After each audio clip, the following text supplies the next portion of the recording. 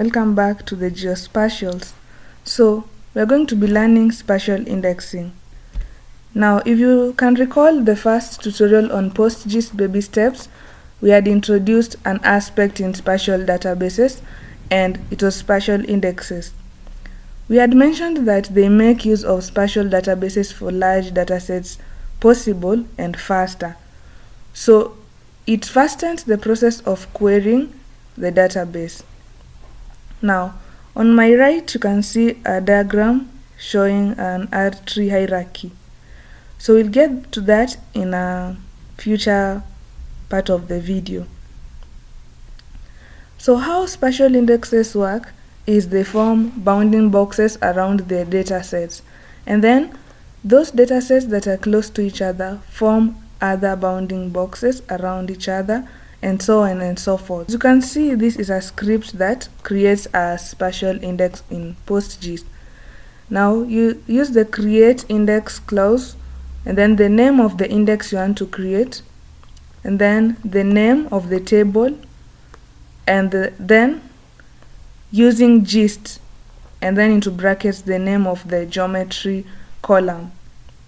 Now, gist in itself is a framework for spatial indices, and you can use gist to create a spatial index such as the R-tree index that we saw.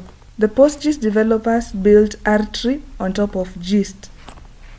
Now, other than gist, we have other kinds of spatial index frameworks. There is the BRIN, which is a broad range index, and we have SPGIST, which is space partitioning gist.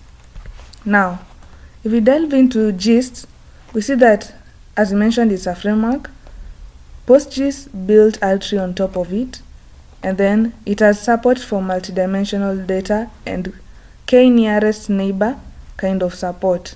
So when you talk about multidimensional data, it has support for 2D, 3D, so you can have also temporal kind of data. So the R-tree algorithm in itself handles the bounding boxes of the data. So on the right, you see we have various data sets, and then we have various bounding boxes that have been created for these data sets. And then other bounding boxes are created within containing these smaller bounding boxes. So these bounding boxes start from maybe various levels as they go upwards, narrowing down in the R-tree kind of structure.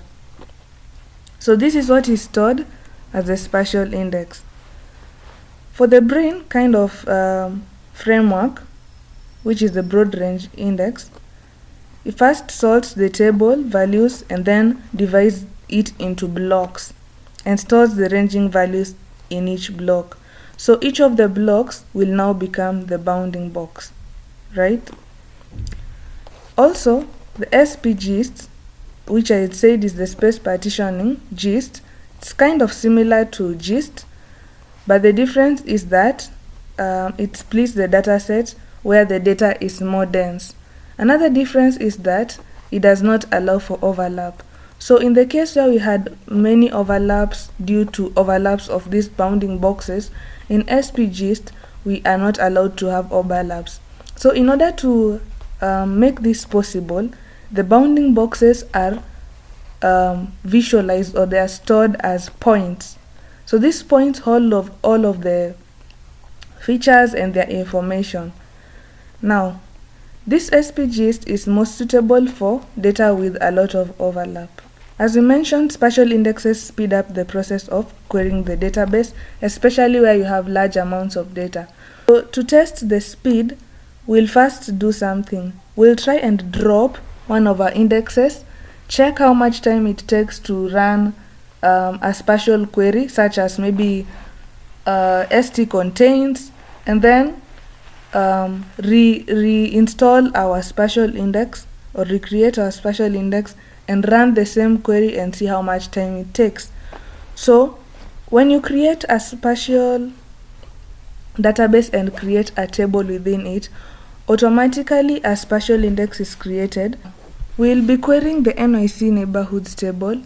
So if we scroll down and expand our NOIC neighborhoods, and expand to our indexes, we see that an index was created, and this is NYC neighborhoods geom index. Now we want to drop this index first. So index, drop index, NYC neighborhoods geom index. We run this, we see that the index has been successfully dropped. Now let's try and run a spatial join query and see how much time it takes, and then we'll recreate this index and see again how much time it takes with the index. So in our previous tutorial we did spatial joins, and I'll just pick out a query I had run from the previous tutorial. This. Now we'll run this and see how much time it takes. Now you see it takes 1 second and 54 milliseconds. Kindly note that. Now let's try and create the index again. Now we'll create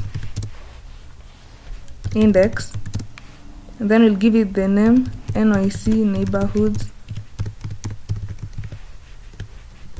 geom index. Then we write on the table, which is NYC neighborhoods.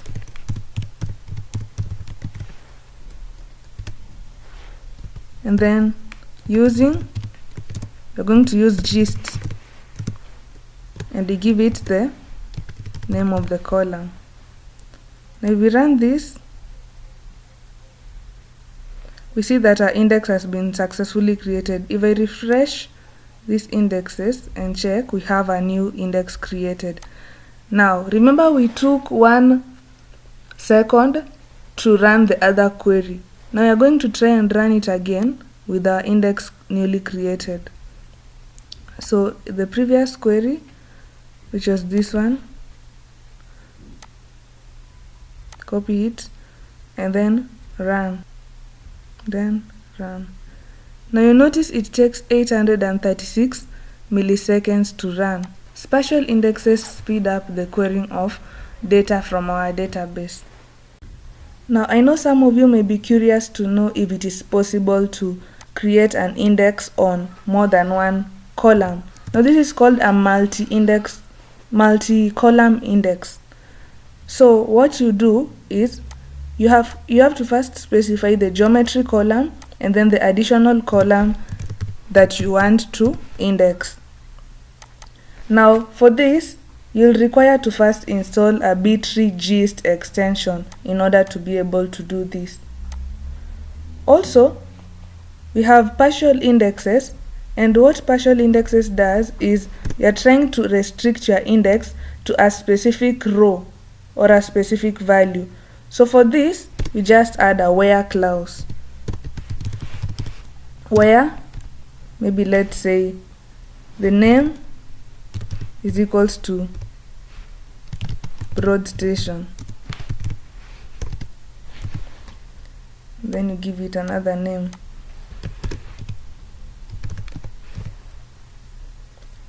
Now this will create a spatial index specifically for the column, and this is a partial index kind of index.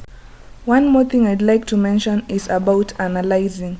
Now if you look at the pgadmin user interface, you'll see some graphs and statistics that may appear there. So PostgreSQL keeps these statistics about the distribution of data in each indexed table column. However, if you dramatically change the contents of your table within a short period of time, then the statistics won't be up to date. So in order to keep them up to date and to ensure that your statistics match your table contents, it's appropriate to run the analyze command, which is just simply writing analyze, which is the analyze clause, and the name of the table that has undergone the bulk or manipulation. Now, for example, in our case, we will write analyze NYC neighborhoods table. Now, you probably thought that just creating an index will be enough for you to effectively optimize your PostgreSQL database and make it fast and so on.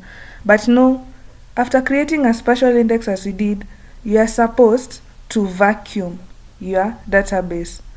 I like to picture it as the way you would take your house, if it's a dirty house, and just vacuum it. What you'll be doing is cleaning your house and getting rid of unnecessary items and making space where it is required. So this is the same way in vacuum with Postgres. You're trying to reclaim any unused space in the table pages left by updates or deletes. Now, to issue a vacuum will not update the database statistics, right? What updates the database statistics is the analyze. And if you run analyze, you will not be recovering unused space. You will not be vacuuming.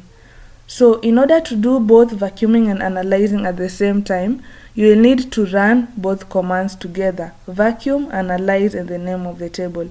However, these two commands can be run separately. Now, vacuuming is a very crucial part of PostgreSQL, and that is why we have an auto vacuum option that has been enabled by default, so that the unused space is reclaimed after a period of time, which is most regularly.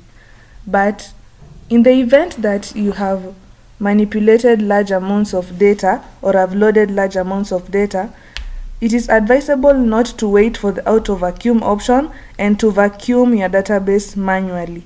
With that, let us try and vacuum and analyze our table that we had manipulated. To do that, it's simple: vacuum and analyze the table, which was NYC neighborhoods, and run that. Now that's it about this video on spatial indexes. See you in the next video where we cover more content on PostGIS. Bye. And guys, if these tutorials are helpful to you in any way, consider subscribing to my channel, and don't forget to give this video a like. Bye.